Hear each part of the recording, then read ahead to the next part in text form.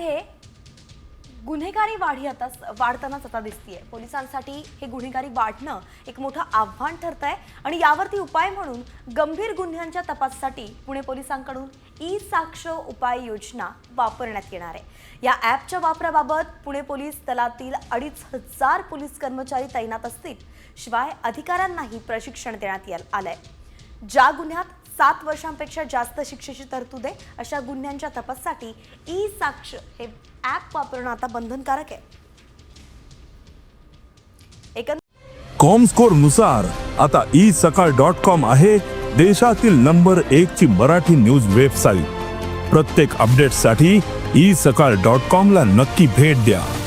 तरीच आपण पाहतोय पुण्यातून गेले अनेक दिवस अनेक गुन्हेगारीच्या घटना समोर येत आहेत आणि हीच गुन्हेगारीत जी वाढ होतीये पुण्यामध्ये आता पोलिसांनी यावरती तोडगा काढण्यासाठी एक शक्कल लढवलेली आहे। एक ॲप समोर आलंय ते म्हणजेच ई-साक्ष आणि याच ई-साक्ष योजनेच्या ॲपचा वापर करून आता पुणे पोलीस दलातील 2500 पोलीस कर्मचारी तैनात असतील।